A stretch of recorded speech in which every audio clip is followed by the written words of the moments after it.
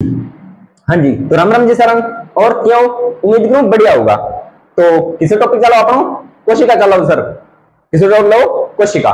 कोशिका का काम है, कोशिका का मोटा मोटा कोशिकांग के बारे में अध्ययन कर लियो, मोटे मोटे कोशिका का काम डिटेल के बारे में अध्ययन कर लियो, प्रोकैरियोटिक कंप्लीट कर ली और यूकैरियोटिक का कल को फुल को पढ़ लियो। अब यूकैरियोटिक का कोशिकांग की बात कर ली है, क्या की बात करनी है, यूकैरियोटिक सेल के कोशिकांग के बारे में। ठीक है, तो एक एक वापस आने के पोस्टमार्टम करांगा। तो आज पोस्टमार्टम शुरू। ठीक है, तो बढ़िया तरीके क्लास एंजॉय करनी है, बढ़िया तरीके क्लास देखनी है और नोट्स बनाना है और क्लास में सपोर्ट करनी है और आरामदारी में पढ़ना है, बस ज्यादा मैंने बात आगा को नहीं। ठीक है, चलो इसमें कोशिका झिल्ली कौन सा है जी आपका, कोशिका झिल्ली। कोशिका झिल्ली देखो, कोशिका भित्ति अलग चीज होती है, कोशिका झिल्ली अलग चीज होती है। आपको एक हंसने वाली बात बताऊं क्या, कोचिंग जैसे कोचिंग वाले क्या गुरुजी हंसने वाली बात बताओ, तो हंसने वाली बात है कि कोशिका झिल्ली है मतलब ही है, क्या होती है जी, मतलब ही होती है। मतलब ही कैसे सर, ये अर्धपारगम्य झिल्ली होती है। क्या होती है जी, अर्धपारगम्य, यानी कि सिलेक्टेड पदार्थों को अंदर आने देती है और सिलेक्टेड पदार्थों को बॉडी से बाहर निकालती है। ठीक है, इसके अपने अन्य नाम देख लेते हैं। कई बार पेपर में प्लाज्मा झिल्ली लिखा हुआ आ जाता है, क्या आ जाता है जी, प्लाज्मा झिल्ली। प्लाज्मा झिल्ली लिखा हुआ आ जाता है। ठीक है दोस्तों, क्या लिखा हुआ आ जाता है जी, प्लाज्मा झिल्ली लिखा हुआ आ जाता है। ठीक है जी, कोशिका कला भी आ जाता है, प्लाज्मा कला भी आ जाता है, सेल मेम्ब्रेन भी आ जाता है। क्या आ जाता है जी, सेल मेम्ब्रेन भी आ जाता है। ये इसके कुछ अन्य नाम होते हैं। ठीक है जी, अब ये बनी किसकी होती है, ये होती है लिपिड की बनी और प्रोटीन की बनी हुई होती है। लिपिड और प्रोटीन, लिपिड के कौन सा लिपिड है, फास्फोग्लिसराइड। फास्फोग्लिसराइड, फास्फोग्लिसराइड, ये आपको नाम जानना होना चाहिए दोस्तों, कौन सा नाम है, फास्फोग्लिसराइड इसका नाम होता है लिपिड का। और प्रोटीन की बनी होती है, किसकी बनी होती है, प्रोटीन की बनी होती है। ध्यान दे लेना, जब अपने पोषक तत्व वाला चैप्टर करेंगे तो उसमें आपको एक चीज जानेंगे, प्रोटीन क्या काम करता है। प्रोटीन, तो प्रोटीन आपको बताना है कि अंगों के निर्माण में, अंगों के निर्माण में, इसके निर्माण में, अंगों के निर्माण में कैसे सर। कई बच्चे जिम भी जाते होंगे, तो आप अपनी बॉडी बनाते हो जिम जाने के लिए, अब मन देगी ना कि कुछ बॉडी बना लो।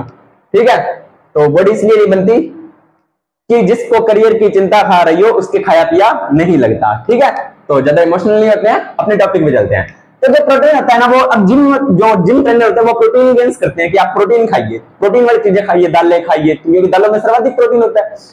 तो ये जो प्रोटीन होते हैं वो अंगों के निर्माण में सहायता करते हैं, यानी नई चीजें बनाते हैं, हमारे शरीर में कोशिकाओं का विकास करते हैं, उनमें नए अंग बनाते हैं। ठीक है जी, तो जो आपकी कोशिका झिल्ली वो प्रोटीन की बनी होती है, ये बात मैंने आपके सामने यहाँ पे प्रूफ करते हैं। चलिए, इसमें कार्बोहाइड्रेट लवण भी पाए जाते हैं, कुछ लवण है ना, जो कुछ लवण कार्बोहाइड्रेट के भी पाए जाते हैं, इसमें कोशिका झिल्ली में।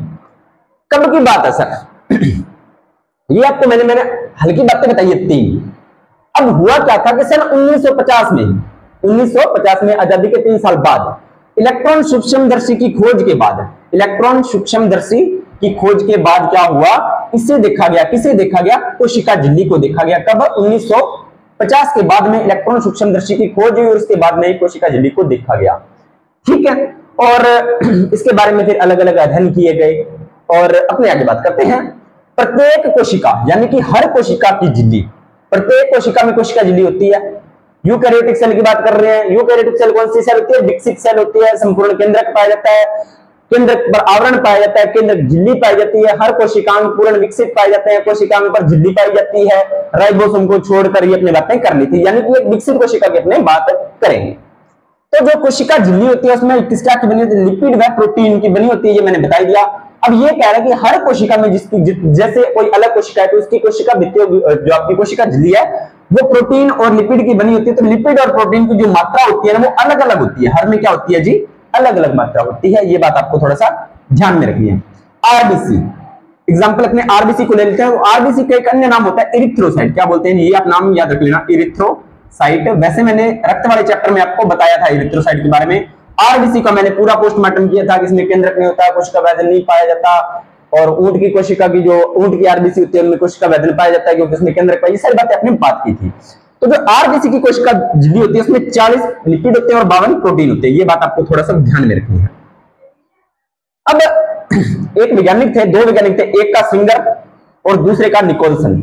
सिंगर और निकोलसन, ये दो वैज्ञानिक आपको याद रखने हैं, सिंगर और निकोलसन। कौन कौन से वैज्ञानिक सर? सिंगर और निकोलसन, ये दोनों वैज्ञानिक हैं। तो इन्होंने क्या किया था 1972 में, यानी कि 22 साल बाद में क्या किया, लिपिड को समझाया, यानी कि उसका झिल्ली को समझाया। किसके मॉडल से? तरल क्रीमियर मॉडल। ठीक है, तरल क्रीमियर मॉडल को समझाया। ये जो आपका लिपिड अर्धतरलीय प्रकृति का होता है। अब देखिए इन्होंने ये संरचना बनाई किसकी? अपनी कोशिका झिल्ली की। कैसी होती है? अब अपनी इस कोशिका की बात कर लेते हैं। देखिए यहां पर ये आपके जो है, जो मैंने लाइनें रो की है, ये आपके प्रोटीन होते हैं, किनारों पर प्रोटीन, और ये मध्य में मैंने जो बनाई है ये आपके होते हैं जी लिपिड। क्या होते हैं जी? ये जो गोले से इस तरह से मैंने बनाया है ना, ये गोले ध्यान से देखो, ये गोले, ये सारे के सारे लिपिड है, और ये जो मैंने लाइनें रो की है ये आपके प्रोटीन है। ठीक है जी। ये जो किनारों पर प्रोटीन है, यानी कि ये वाले प्रोटीन और ये वाले प्रोटीन, इन्हें बोलते हैं परिधीय, क्योंकि ये परिधि पर है, और इन्हें बोलते हैं एलगन, यानी कि आंतरिक प्रोटीन। ठीक है, ये मध्य में है तो इसे आंतरिक प्रोटीन या एलगन प्रोटीन, और इनको बोलते हैं परिधीय प्रोटीन।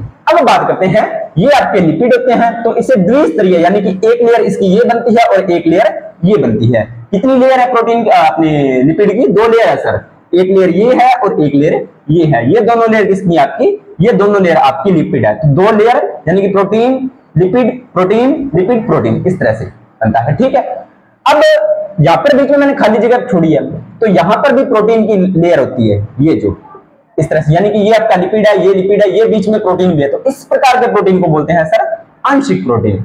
ये जो प्रोटीन, अब अपने ने लिपिड को एक साइड में, एक लिपिड के कण को अलग निकाल लिया, तो ये ऊपर वाला ऐसा, ये जल स्नेही होता है और ये होता है जल विरोधी। सर इसकी क्या जरूरत पड़ेगी जल स्नेही और जल विरोधी की? देखिए ये जो जल स्नेही है ये जल के साथ जुड़ता है, किसके साथ जुड़ता है? और ये जल के साथ नहीं जुड़ता। ये जल के साथ जुड़ता है और ये जल के साथ नहीं जुड़ता। ये बात आपको थोड़ा सा ध्यान में होनी चाहिए। यहां तक बात आप इतना रखो। अब अपने चलते हैं आगे। तो तरल क्रीमियर मॉडल किसने दिया? ये आपका सिंगर और निकोलसन ने दिया। कब? 1972 में लिपिड को समझाया। इन्होंने क्या कहा? देखो इन्होंने 3 शब्द, मैं आपको पहले इनके शब्द समझाने से पहले मैं आपको 3 शब्द समझाता हूं। इनके शब्द को समझाने से पहले मैं आपको 3 शब्द बताना चाहता हूं। तो अपने उन 3 शब्दों की बात करते हैं। देखो क्या है वो 3 शब्द।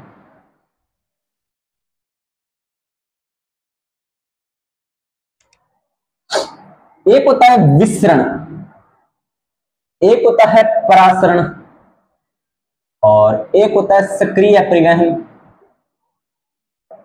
चलिए तीनों की बात करते हैं। क्या होता है विसरण? क्या होता है?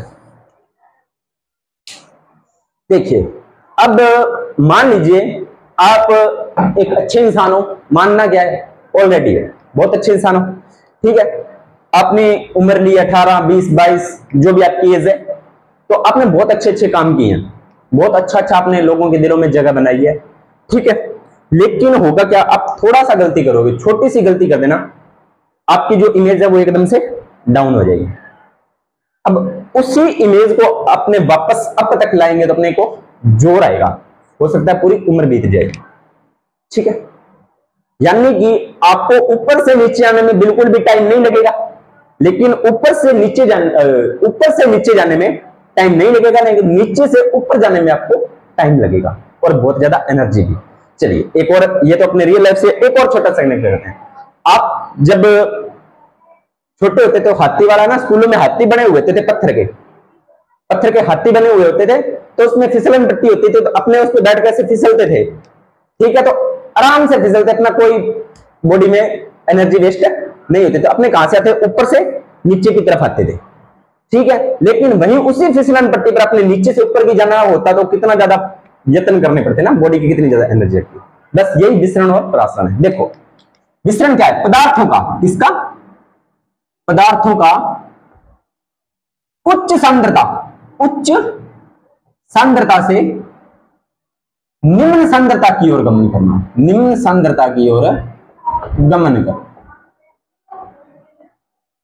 बस ये आपका विसरण होता है। सर सांद्रता क्या होती है?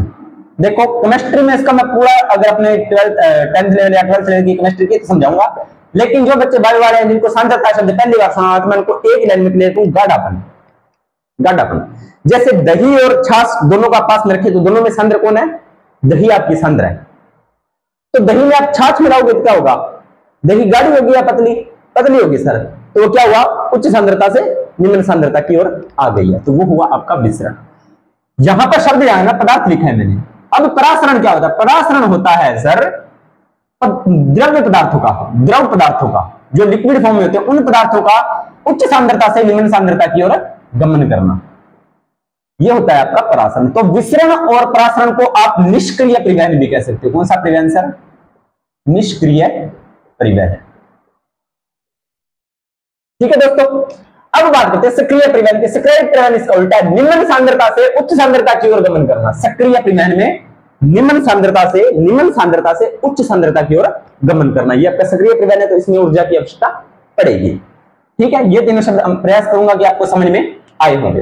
अब करते हैं बात अपने आगे, विसरण या निष्क्रिय परिवहन, द्रव्य पदार्थों का उच्च सांद्रता से निम्न सांद्रता की ओर गमन करना। अब देखो ये बात आई समझ में। मैंने शुरू में क्या बोला था कि कोशिका झिल्ली हमारी है जो मतलबी है, यानी कि फिक्स पदार्थों को अंदर आने देती है, फिक्स पदार्थों को बाहर जाने देती है। तो ये क्या कहते हैं, जल में घुलनशील। किसमें घुलनशील, जल में घुलनशील। जल में घुलनशील पदार्थ प्रोटीन की सहायता से निम्न सांद्रता की ओर गमन करते हैं, यानी कि जो जल स्नेही भाग होता है वहां पर निम्न सांद्रता की ओर गमन करते हैं। और सक्रिय परिवहन में क्या होता है, पदार्थों का निम्न सांद्रता से उच्च सांद्रता की ओर गमन करना। इसलिए जो प्रोटीन इस जल स्नेह के साथ जो चीजें जुड़ती है वो विसरण के द्वारा निम्न सांद्रता की ओर चली जाती है, और जो नहीं जुड़ती वो उसी के अंदर रह जाती है। इस प्रकार से हमारी कोशिका जो झिल्ली है वो कंप्लीट होती है। तो उम्मीद करता हूं आपको समझ में आई होगी। स्क्रीनशॉट लीजिए इसका, फिर अपने बात करते हैं अगले कोशिकांग के बारे में। चलिए दोस्तों, तो स्क्रीनशॉट लीजिए इसका, साथ के साथ अभी ले लीजिए, बाद में कचरा हो जाएगा। कई बार कहते हैं बच्चे कहते हैं सर कचरा हो जाता है। हाँ जी, देखते हैं, अपने कोशिका झिल्ली को पढ़ लिया था, अब अपने कोशिका भित्ति की बात कर लेते हैं। वैसे तो मैंने कोशिका भित्ति के बारे में सारी आपको बातें बता दी, कुछ भी ऐसा नहीं है जो मैंने नहीं बताया, पर फिर भी अपने बुक के आधार पे चलते हैं। 11वीं क्लास की बायोलॉजी है, तो उसी के आधार पे मैंने आपको फिर से मैं एक बार समझाने का प्रयास करता हूं। मैंने पहले बोला था कोशिका 11th के लेवल के हिसाब से करवा रहा हूं, तो थोड़ा सा लंबा खींचेगा, ठीक है, तो घबराना नहीं है, क्वेश्चन से देखना है। पर इतना मैं आपको 101% विश्वास दिलाता हूं, अगर यहां से आपको कोशिका चैप्टर पढ़ लिया, इससे बार आपका क्वेश्चन नहीं जाएगा, नहीं जाएगा, नहीं जाएगा। ठीक है, चलिए बात करते हैं कोशिका भित्ति की। किसकी, कोशिका भित्ति की। ठीक है, ये कहां मिलती है, यह मिलती है जीव द्रव्य झिल्ली के बाहर मिलती है। सर इसका क्या मतलब है, इसका सर का क्या मतलब है, जीव द्रव्य झिल्ली का मतलब कोशिका झिल्ली की बात कर रहा है, यानी कि उसके बाहर की तरफ मिलती है। ये देखिए, ये आपकी कोशिका भित्ति, सॉरी जीव द्रव्य झिल्ली के बाहर मिलती है। जो जीव द्रव्य होता है उसके बाहर की तरफ ये कोशिका भित्ति आपकी पाई जाती है। सीधी सी बात है, कोशिका भित्ति बाहर की तरफ ही है, तो ये देखिए आपकी कोशिका झिल्ली आ गई, ये आपका इसके अंदर जीव द्रव्य होता है, तो उसकी बाहर की तरफ ही तो है, कोई दिक्कत नहीं। ये करती क्या है, कौन, कोशिका भित्ति यांत्रिक हानियों से बचाती है, यानी कि कोशिका को यांत्रिक हानि का मतलब है कि उसको टूट फूट से बचाती है। वो मान लीजिए इधर उधर आपको कोशिका को कोई हानि होती है तो उसको यांत्रिक हानि से बचाती है। जैसे हमारी स्किन है, जैसे हमारा जो मस्तिष्क है वो बहुत ही कोमल होता है, मस्तिष्क का हमारा बहुत ही कोमल होता है। ठीक है, तो उस मस्तिष्क की जो हमारा जो मस्तिष्क बहुत कोमल है, अगर उसको थोड़ी सी चोट भी लगी तो हमारा जो डेथ का रीजन बन सकता है। लेकिन फिर भी हमारे मस्तिष्क को सुरक्षित रखने के लिए हमारी खोपड़ी, जिसे अपने कपाल कहते हैं, वो पाया जाता है। उसी प्रकार कोशिका भित्ति पाई जाती है, कोशिका को यांत्रिक हानियों से बचाती है, संक्रमण से भी बचाती है, और क्या करती है, कोशिका की संरचना को बनाए रखती है। यानी कि कोशिका की संरचना, मान लीजिए ये आपकी कोशिका भित्ति है, इसके अंदर कोशिकांग है, ये केंद्रक है, ये सारे कोशिकांग है, तो ये एक कोशिका के आकार का निर्धारण करती है, कोशिका भित्ति होती है। ठीक है जी, अब बात करते हैं आगे, प्लाज्मोडेस्माटा। प्लाज्मोडेस्माटा ये क्या होता है, दो कोशिकाओं को जोड़ने वाली संरचना होती है जी। दो कोशिकाओं को जोड़ने वाली संरचना क्या होती है, अब मान लीजिए ये एक सेल है, ये एक सेल है, इनको जोड़ेगा कौन, इनको जोड़ेगा आपका प्लाज्मोडेस्माटा। कौन जोड़ेगा जी, प्लाज्मोडेस्माटा जोड़ेगा। सर क्या जरूरत पड़ी हमें जोड़ने की सर हमें जरूरत क्या है सेल को जोड़ने की, एक सेल यहां पड़ी है, एक यहां पड़ी है, तो अपने जरूरत क्या है जोड़ने की, तो बेटा जोड़ने की जरूरत होगी। कैसे होगी सर, बात करते हैं। मैंने आपको बताया था कि कोशिका, एक जैसी कोशिकाएं मिलकर क्या बनाती हैं सर, ऊतक बनाती हैं, ऊतक मिलकर अंग बनाते हैं, अंग मिलकर तंत्र बनाते हैं, और तंत्र मिलकर हमारा शरीर बनाते हैं। अगर ये कोशिका और ये कोशिका आपस में जुड़ेगी नहीं तो क्या ऊतक बनेगा, नहीं बनेगा सर। ऊतक नहीं बनेगा तो अंग नहीं बनेगा, नहीं तंत्र नहीं बनेगा, तंत्र नहीं बनेगा, शरीर नहीं बनेगा, तो जो कि पॉसिबल नहीं है। तो दो कोशिकाओं को जोड़ना पड़ेगा, तो जो जोड़ने वाली जो संरचना होती है वो आपकी प्लाज्मोडेस्माटा होती है। ये एक सेल है, देखिए दोस्तों, ये एक सेल है और ये एक सेल है। ये जो बीच वाली संरचना आपको दिखाई दे रही है ये आपकी प्लाज्मोडेस्माटा है। क्या ये आपकी दो संरचनाएं हैं जो, ये आपकी प्लाज्मोडेस्माटा है। ये देखो प्लाज्मोडेस्माटा क्या लिखा हुआ है, कोशिका द्रव्य को जोड़ती है, यानी कोशिका के अंदर जो द्रव्य पाया जाता है जिसमें कोशिका उनको आपस में जोड़ती है इस तरह से। ठीक है, अब ये जोड़ने के बाद कोशिकाओं के बीच में एक परत बनती है जिसे बोलते हैं मध्य पटलिका। क्या बोलते हैं जी, मध्य पटलिका। ये कैल्शियम पेक्टिन की बनी होती है। किसकी बनी होती है, कैल्शियम पेक्टिन की बनी होती है। याद रखना किसकी बनी होती है, कैल्शियम पेक्टिन की बनी होती है। ठीक है दोस्तों, अब बात करते हैं शैवाल की कोशिका भित्ति। शैवाल की कोशिका भित्ति, तो ये सेल्यूलोज की भी बनी होती है कुछ शैवालों में, कुछ की गैलेक्टोज की बनी होती है, कुछ की मैनिन की बनी होती है और कुछ में CaCO3 यानी कि कैल्शियम कार्बोनेट। CaCO3 का नाम होता है कैल्शियम कार्बोनेट। क्या नाम होता है सर, कैल्शियम कार्बोनेट नाम होता है जी। क्या नाम होता है, कैल्शियम कार्बोनेट नाम होता है। ठीक है दोस्तों, अब आगे बात करते हैं पादप की कोशिका भित्ति। बहुत बार बता चुका हूं मैं, कितनी बार, हजारों बार बता चुका हूं। किसकी बनी होती है, सेल्यूलोज की। किसकी बनी होती है जी, सेल्यूलोज की। मुख्य इंपॉर्टेंट लगा लेना। और जो नीट वाले बच्चे या 11th वाले बच्चे देख रहे हैं उनको लिए थोड़ा सा स्पेशल है, हेमिसेल्यूलोज की भी बनी होती है, लिग्निन की भी बनी होती है और पेक्टिन की भी बनी होती है पादप की कोशिका भित्ति। लेकिन आपको मुख्य याद, ये तीनों रहे ना रहे याद कोई दिक्कत नहीं है, लेकिन आपको सेल्यूलोज हमेशा याद रखना है। पादप की कोशिका भित्ति सेल्यूलोज की बनी होती है। कवक की कोशिका भित्ति बहुत बार बता चुका हूं मैं, काइटिन की बनी होती है। सर किसकी बनी होती है, काइटिन की बनी होती है। उसके बाद में बात करते हैं कोशिका की संरचना की। ये देखिए, ये होता है आपका केंद्रक, ये कोशिका द्रव्य हो गया। ये जो बाहर वाली परत है ये मैंने क्या बनाई है, ये बाहर वाली परत मैंने बनाई है आपकी कोशिका झिल्ली। उसके बाद में ये ऊपर एक परत बनाई है, इसे मैंने लिखा है द्वितीयक कोशिका भित्ति। और सबसे बाहरी जो परत है उसको मैंने बनाया है प्राथमिक कोशिका भित्ति। अब देखिए, द्वितीयक कोशिका भित्ति यानी कि इस वाली की बात कर रहा है, प्राथमिक कोशिका भित्ति के अंदर की तरफ होती है। यानी कि ये पहले प्राथमिक कोशिका भित्ति है, इसके दूसरी अंदर की तरफ कौन है, द्वितीय कोशिका भित्ति है। तो प्राथमिक कोशिका भित्ति का आपको थोड़ा सा ध्यान रखना है कि जो प्राथमिक कोशिका भित्ति होती है उसमें वृद्धि की क्षमता पाई जाती है। शुरू में जब कोशिका बन गई है उसके भित्ति के अंदर प्राथमिक वृद्धि की क्षमता पाई जाती है। जैसे जैसे कोशिका का विकास होता है, जैसे जैसे कोशिका परिपक्व होती है, जैसे जैसे कोशिका विकसित होती है, वैसे वैसे इसकी जो वृद्धि की क्षमता है वो कम होती जाती है। ठीक है दोस्तों, उम्मीद करता हूं मैंने सारी चीजें साफ साफ लिखी है, साफ साफ आपको समझाने का प्रयास किया है, पूरा समझ में आया होगा। ठीक है, एक बार फिर रिपीट कर देता हूं। जीव द्रव्य के बाहर मिलती है, यांत्रिक अणु से सुरक्षा करती है, कोशिका की संरचना बनाती है। प्लाज्मोडेस्माटा दो कोशिकाओं को जोड़ने वाली संरचना है। शैवाल की कोशिका भित्ति सेल्यूलोज, पादप की कोशिका भित्ति सेल्यूलोज, कवक की कोशिका भित्ति काइटिन, द्वितीय कोशिका भित्ति अंदर की तरफ पाई जाती है। ये आपको प्लाज्मोडेस्माटा, ये सारी मैंने आपको बातें बता दी है। स्क्रीनशॉट लीजिए इसका और इसके बारे में अपने बात करते हैं, देखते हैं आगे नेक्स्ट क्लास में या इसी में आगे कंटिन्यू करते हैं। इसका स्क्रीनशॉट लीजिए। क्या बात करा चलो अगला है अपना अंतःप्रदवी जालिका। क्या है जी, अंतःप्रदवी जालिका। इसको बोलते हैं एंडोप्लाज्मिक रेटिकुलम। क्या बोलते हैं, एंडोप्लाज्मिक रेटिकुलम। इसकी ज्यादा कुछ खास बातें नहीं है, दो चार बातें अपने उसका जिक्र कर लेते हैं। कोशिका के अंदर पाई जाती है, यह तो पहला तो बात कोशिका के अंदर पाई जाएगी, यानी कि कोशिका के बाहर नहीं पाई जाएगी। आपकी कोशिका तो इसके अंदर पाई जाएगी। पहली बात आपको झिल्ली से आवृत होगी, यानी कि इसके ऊपर झिल्ली पाई जाएगी। ठीक है, कोशिका की कोशिका द्रव्य में, यानी कि आपका कोशिका द्रव्य तो होता है सारा, कोशिका द्रव्य में नलिका संरचना आपस में जुड़ी हुई